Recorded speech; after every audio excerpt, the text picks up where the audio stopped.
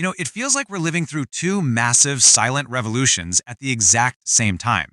One is all around us, right? It's the automation of our jobs. But the other, well, that one's happening inside us, the deliberate hacking of our own biology. So today, we're going to dive into how these two incredible forces are starting to crash into each other and what it could mean for, well, our very next evolution. So let me ask you something straight up. Could an algorithm do your job? 10 years ago, that would have sounded like something out of a sci-fi movie, right? But now, it's getting more real every single day. And look, this isn't just about robots on an assembly line anymore.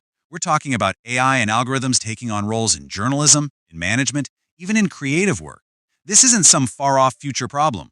Nope, it's pretty much the central question we're all facing about work in the 21st century. And if you think that's just talk, well, look at this number, 24%. What is that? Well, according to a huge global study by the Millennium Project, and they talked to experts all over the world, if we don't make some serious fundamental changes to our economic and social systems, that could be the global unemployment rate by 2050. Just let that sink in for a second. That's nearly a quarter of everyone who works sidelined. But honestly, this is about so much more than just job losses. It's a complete rewiring of what work even means. You know all those things we kind of took for granted? The 9 to 5, the idea of one career for your whole life, commuting to a big central office every day, all of that is just dissolving right in front of us. We are smack in the middle of a truly historic transformation. So, what's driving all this, right? Well, it's a whole suite of technologies that are just advancing at this incredible exponential pace. Sure, experts point to the big ones, robotics and AI, as the main engines here. But the real game changer, the secret sauce, isn't just one of these things. It's how they're all converging. How robotics, AI, total digitization, and even 3D printing are all linking up. It's like a perfect storm creating this unstoppable wave of change. And you can totally see the effects of this shift all around us. Think about it. That old idea of a stable, fixed contract, that's giving way to the freelance and gig economy. The central office we all used to go to, now work is happening in multiple places. It's virtual. It might even be in the metaverse soon.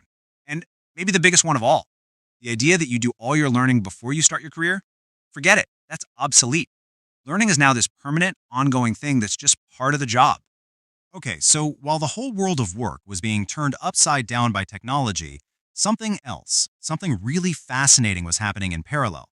People started taking that same exact technological mindset and turning it inward. They started to focus on redesigning and optimizing the one thing they felt they could still control, their own bodies. And this movement, it has a name, biohacking. It's kind of a big umbrella term, but basically it's this quest to take control of our own biology.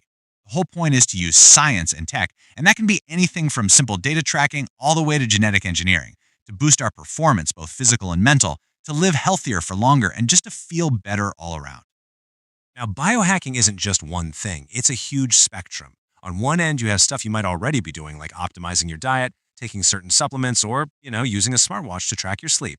But then it stretches all the way to the other extreme. We're talking about people implanting RFID chips under their skin to unlock doors, and even pushing the absolute frontier with do-it-yourself genetic modification, using incredibly powerful tools like CRISPR.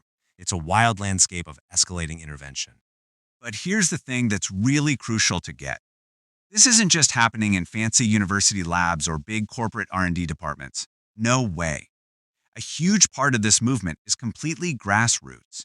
It's being driven by regular people, by so-called citizen scientists, who have this core belief that the tools of biology shouldn't be locked away. They should be accessible to absolutely everyone. Literally all over the world. From London to New York and everywhere in between, you've got these community labs in biohack spaces just popping up. And these are places where anyone, artists, engineers, just curious folks, can come and get their hands on real lab equipment, run their own experiments, and share what they learn. They're pushing the boundaries, but they're doing it completely outside of the traditional system. And this quote from the bioethicist Alex Perlman just hits the nail on the head for where we are right now. The question isn't, should we do this stuff anymore? That ship has sailed. We're already doing it. The real, and frankly, the super urgent question now is how? How do we manage this incredible power? How do we do it ethically, safely, and in a way that's fair for everyone? Okay, so here it is. This is where our two big stories, the hacking of work and the hacking of life, collide. On one side, you have a workforce that's being automated. On the other, you have this growing movement to biologically enhance ourselves. So what happens when you smash those two powerful forces together? You really have to stop and ask, what are the consequences for society? Because this whole thing is truly a double-edged sword. On one side, you have this incredible promise, right? A future where work is fulfilling, where we all live longer and healthier lives, and where science belongs to everybody. That's the dream. But then there's the other side, the peril. A massively widening gap between the rich and the poor. The terrifying possibility of a new genetic divide, and the very real risk of huge social unrest. And look, the future of work study is crystal clear about this. The experts they surveyed are basically sounding the alarm. They warn that if we don't take serious political action to deal with the growing income gap from automation, the result isn't just going to be some economic trouble. We're talking about political instability on a massive scale. When you actually look at the data from this study, the forecast is, well, it's pretty sobering. They asked these experts to rate how likely different scenarios were. And what came out on top? The single most likely outcome, with a score of over 8 out of 10, was massive social unrest. And get this, only after that happens do the political fixes come into play. I mean, that is a truly chilling forecast. And here's the crucial link back to our other story. This fear of a totally fractured society, it's a direct mirror of the biggest ethical fear in biohacking. The nightmare scenario is this.